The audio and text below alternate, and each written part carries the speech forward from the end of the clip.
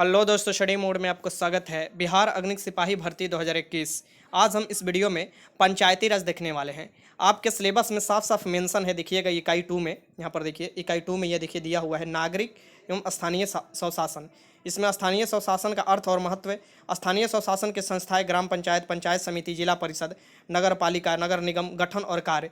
तो हम देखने वाले हैं 73वें संविधान संशोधन के तहत आपको पंचायती राज व्यवस्था को संवैधानिक दर्जा दिया गया था, या उससे पहले पंचायती राज व्यवस्था की क्या स्थिति थी, उसकी ऐतिहासिक पृष्ठभूमि, ये सभी हम इस वीडियो में बात करने वाले हैं। छोटा सा वीडियो होगा, शुरू से लेकर अंत तक देखिएगा। अब अपने तैयारी में लग जाइएगा फायरमैन का, क्योंकि आपको पता है कि 6 जून का आपके एग्जाम होने वाला है। 6 जून 2021 को एग्जाम कंडक्ट कराया जाएगा 2380 पदों के लिए, और इसमें लाखों स्टूडेंट फॉर्म भरे हैं। छोटा सा वीडियो है, इस वीडियो में इकाई 2 खत्म हो जाएगा। उसके बाद मैं अलग अलग आपको जो भी इकाई दिया हुआ है हर सब्जेक्ट वाइज मैं आपको कराते चलूंगा। तो चलिए स्टार्ट करते हैं हम पंचायती राज व्यवस्था। भारत में त्रिस्तरीय सरकार है। त्रिस्तरीय सरकार में इसकी 3 स्तर का, सबसे ऊपर वाला स्तर, फिर उसके बाद वाला स्तर, फिर उसके बाद वाला स्तर। ज्यादातर विश्व में देखिएगा तो यही वाला स्तर मिलेगा आपको, 2 स्तरीय सरकार मिलेगा। भारत ही एक ऐसा देश है जहां पर त्रिस्तरीय सरकार मिलेगा। त्रिस्तरीय सरकार कहने का मतलब कि केंद्र स्तर पर, या भारत सरकार जिसे हम लोग बोलते हैं, तो केंद्र स्तर पर जो होते हैं, जैसे लोकसभा, राज्यसभा और राष्ट्रपति मिलकर, वो आपको प्रधानमंत्री मिलकर पूरे केंद्र स्तर का सरकार हुआ। ठीक, फिर आपको होता है क्या, राज्य स्तर पर, जैसे कि विधानमंडल का पार्ट हो गया, विधानसभा, विधान परिषद और राज्यपाल, मुख्यमंत्री भी जोड़ लीजिए उसमें। ये सब जो हो जाते हैं, मुख्यमंत्री होगा ही, विधान परिषद का सदस्य होगा या विधानसभा का, तो उसे आप ऐसे भी जोड़ सकते हैं, ऐसे भी। तो इसे बोलते हैं राज्य सरकार। ठीक, और एक निचले स्तर का सरकार का गठन किया गया है भारत में, जो कि विश्व में सबसे पहला भारत ऐसा देश है जब निचले स्तर के सरकार का गठन किया गया है।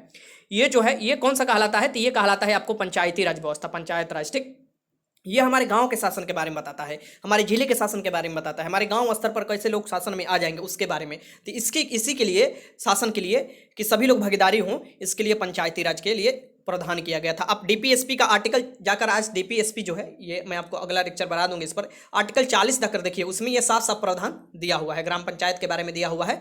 डीपीएसपी के आर्टिकल 40 देखिएगा, तो राज्य के नीति निश्चित तत्व जो कि आयरलैंड से लिया है, उसका आर्टिकल 40 देखिए।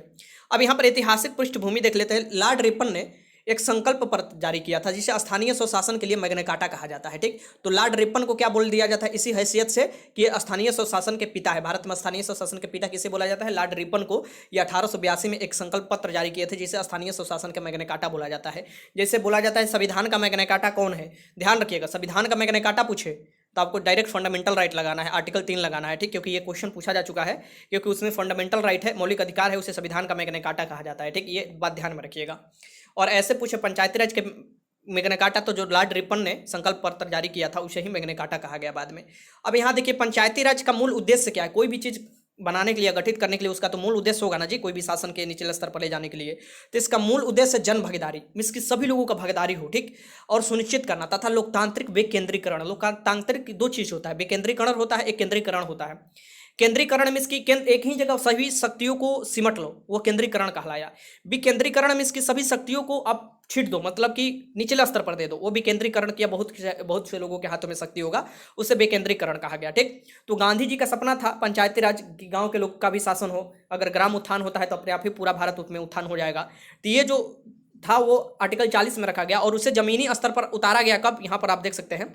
तो पंचायती राज शुभारंभ जो स्वतंत्र भारत में 2 अक्टूबर 1959 को आपको जवाहरलाल नेहरू जो हमारे प्रथम प्रधानमंत्री थे, ठीक, ये राजस्थान के नागौर जिला, राजस्थान जो है ये क्षेत्रफल की दृष्टि से सबसे बड़ा राज्य है, जो कि पाकिस्तान के बॉर्डर मिलता है यहाँ पर राजस्थान का। नागौर जिला से शुरू हुआ।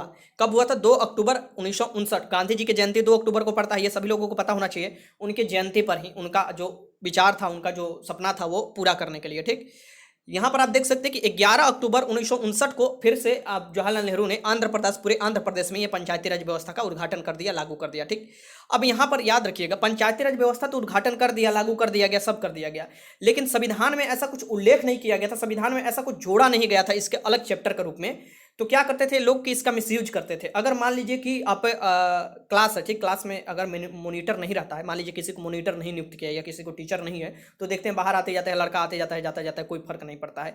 लेकिन वही मोनीटर, या आप देखिएगा कि कोई नियुक्त कर दिया जाता है टीचर की, कोई आ जाना, तो वो लड़के अच्छे से बैठ कर पढ़ते हैं। इसीलिए इसमें कुछ कानून बनाया गया। मोनीटर और टीचर के पास कुछ कानून होता है, उस कानून के तहत ही कोई कार्रवाई करता है क्लास में। ठीक, वैसे ही आपको इसमें कुछ कानून बनाया गया, उस कानून को शक्ति देने के लिए ही संवैधानिक संशोधन किया गया। वो आगे हम देखेंगे कौन सा संवैधानिक संशोधन किए गए थे।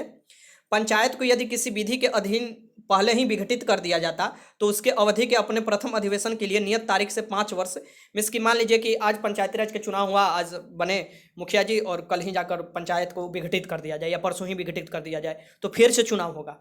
याद रखिएगा, फिर से चुनाव होगा और आज से जोड़ा जाएगा, मतलब कि जब आपको चुनाव हुआ था पहले उस समय से 5 वर्ष जोड़ा जाता है। ठीक, तो यहाँ पर आप देख सकते हैं कि साफ साफ लिखा हुआ है क्या कि पंचायत किसी अवधि के अधीन पहले ही विघटित कर दिया जाता है तो उसकी अवधि अपने प्रथम अधिवेशन, यहाँ पर देखिए प्रथम अधिवेशन की नियत तारीख से 5 वर्ष होगी, जो कि आर्टिकल 243 के, यहाँ पर देखिए 243 के किस में दिया है, अंग में दिया है।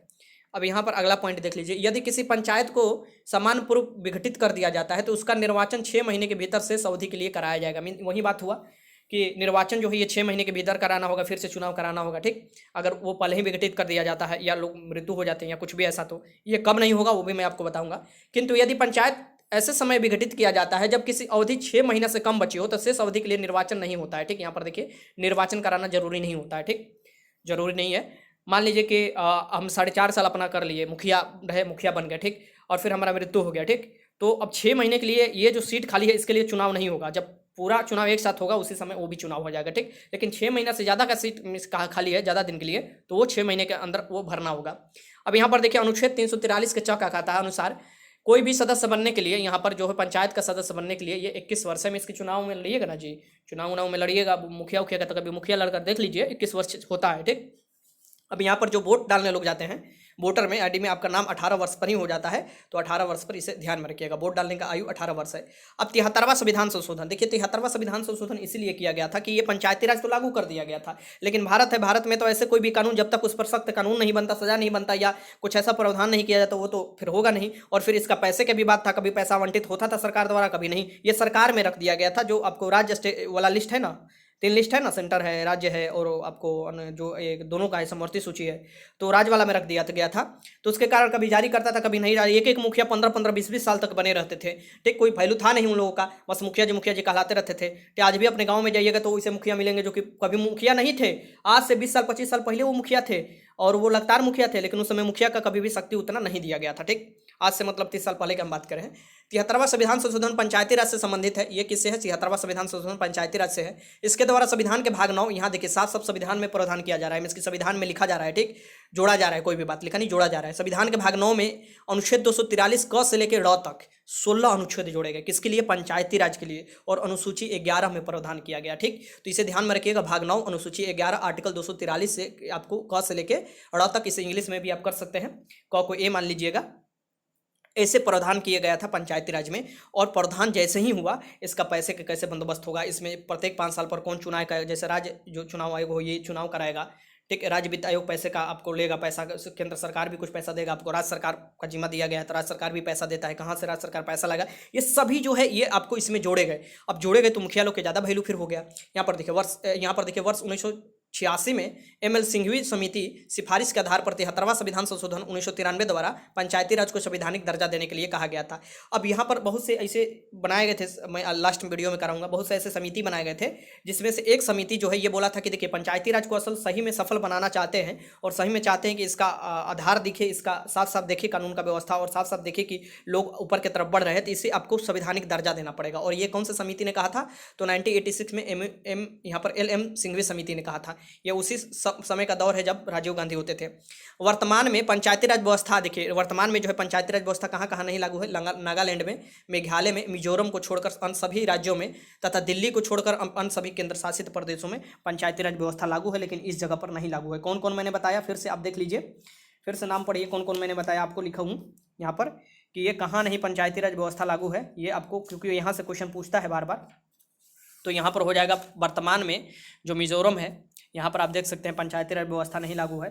ठीक, और ऐसे ऐसे देगा कभी भी क्वेश्चन तो आपको आराम से क्वेश्चन को लगा लेना है। ठीक, क्योंकि कभी भी ऐसे ही क्वेश्चन देता है, जैसे कि वर्तमान में पंचायती राज व्यवस्था कहाँ कहाँ नहीं लागू है, नागालैंड, मेघालय, मिजोरम को छोड़कर सभी राज्यों में लागू है, और यहाँ पर दिल्ली को छोड़कर सभी राज्यों में लागू है। तो ऐसे आप याद कर सकते हैं।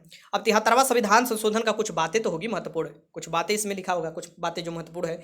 इसके द्वारा पंचायती राज के त्रिस्तरीय ढांचे का प्रावधान किया गया। त्रिस्तरीय में इसकी एक तो सरकार हमारे भारत में त्रिस्तरीय है, ऊपर से पंचायती राज व्यवस्था भी बनाया गया तो उसका भी त्रिस्तरीय बनाया गया था। अब कौन कौन स्तर का ये भी मैं बताऊंगा। जैसे ग्राम स्तर पर, जो हमारे गांव वाला स्तर पर है, ग्राम पंचायत का चुनाव होता है ना हर 5 साल में, ठीक। प्रखंड स्तर पर पंचायत समिति, इसका भी चुनाव होता है प्रत्यक्ष रूप से, ठीक। तो ये जो प्रखंड स्तर पर है प्रखंड समिति, तथा जिला स्तर पर, तो जिला स्तर पर क्या हो जाएगा यहाँ पर, जिला परिषद का चुनाव।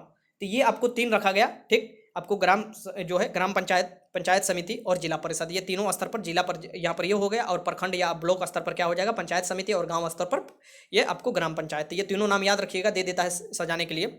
ग्राम पंचायती राज संस्था के प्रत्येक स्तर के लिए 1/3 जो स्थान है उसे आवंटित कर दिया गया, कहाँ, महिलाओं के लिए, महिलाओं के लिए आवंटित कर दिया गया कि महिलाएं आएंगे, उत्थान होगा।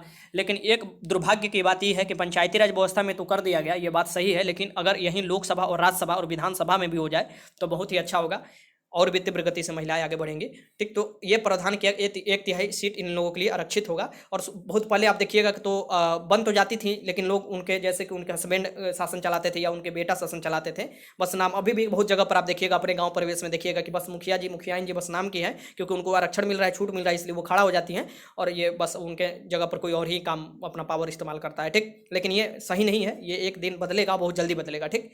इसका कार्यकाल 5 वर्ष निर्धारित किया गया है। पंचायत भंग होने के 6 माह के अंदर आपको चुनाव कराना होता है। मैं इसकी मान लीजिए 5 वर्ष है, 5 वर्ष के पहले ही मान लीजिए 2 वर्ष काल किए, 2 वर्ष चला और पंचायत भंग हो गया, तो फिर से चुनाव 6 महीने के अंदर आपको कराना ही पड़ेगा। 6 महीना है आपको समय दिया जाता है राज्य निर्वाचन आयोग को।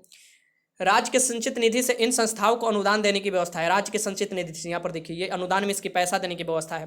नोट, 73वें संविधान संशोधन के बाद पंचायती राज व्यवस्था का निर्माण करने वाला प्रथम, जो 73वां संविधान संशोधन है, उसके बाद जो प्रथम राज्य जो निर्माण किया था वो है कर्नाटक। और जो सबसे पहले लागू हुआ था पंचायती राज व्यवस्था, वो नागौर जिला में, लेकिन संवैधानिक संशोधन द्वारा जो सबसे पहले लागू हुआ था वो कर्नाटक में। ये भी याद रखिएगा, दोनों में कन्फ्यूजन नहीं होना चाहिए, ठीक।